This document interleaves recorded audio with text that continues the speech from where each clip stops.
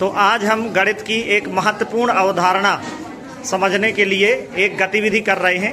ये हमारे सामने कुछ बच्चे खड़े हुए हैं, इनसे हम इनका नंबर जानना चाहेंगे कि इनका क्रमांक क्या है। बताइए।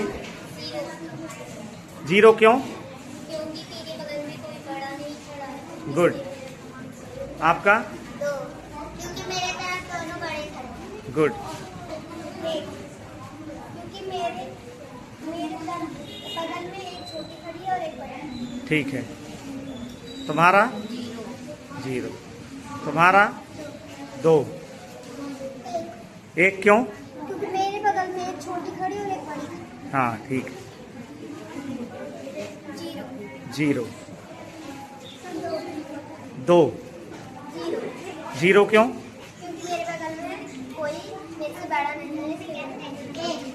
1 क्यों? क्योंकि मेरे बगल में कोई लड़की नहीं खड़ी और मेरे बाजू में एक मेरी बड़ी लड़की खड़ी है, इसलिए मेरा नाम 0। ठीक है। अब जितना इनमें से जितने लोगों का नंबर 0 था वो थोड़ा सा एक कदम आगे आ जाएं, जो 0 वाले थे। तो ये देख रहे हो, इनका नंबर 0 था क्योंकि इनके बगल से कोई भी बच्चा इनसे बड़ा नहीं था, अर्थात ये अपने दोनों ओर खड़े हुए बच्चों से बड़े थे।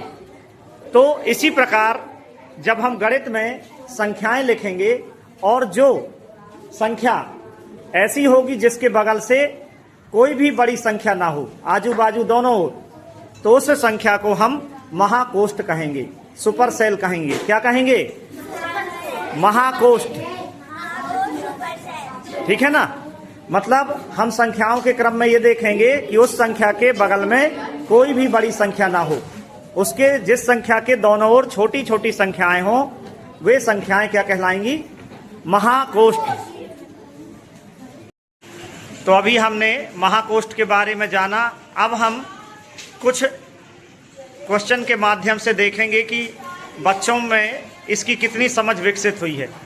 तो आ जाओ और पहले वाले प्रश्न में महाकोष्ठ में घेरा लगाओ।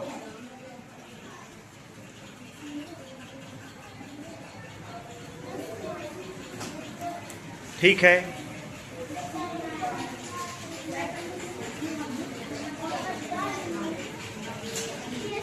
ठीक है।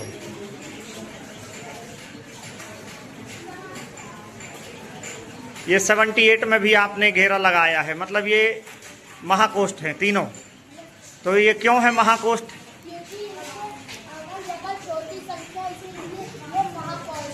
गुड। बैठ जाइए। इसके बाद चलिए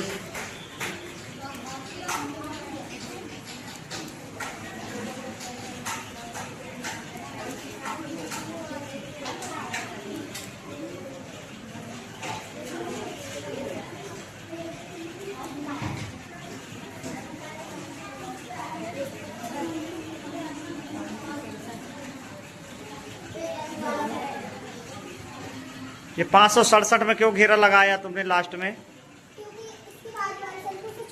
हाँ, और इसके एक और कोई संख्या नहीं है। तो जो संख्या प्रारंभ में या अंत में होती है और यदि उसके बगल में उससे छोटी संख्या है तो वह भी महाकोष्ठ कहलाती है। और बाकी यदि जो संख्याएं बीच में हैं तो उनके लिए फिर दोनों ओर की संख्याएं देखनी पड़ेंगी। वो दोनों ओर की संख्याओं से बड़ी संख्या होने पर वह महाकोष्ठ कहलाएगी। Thank you.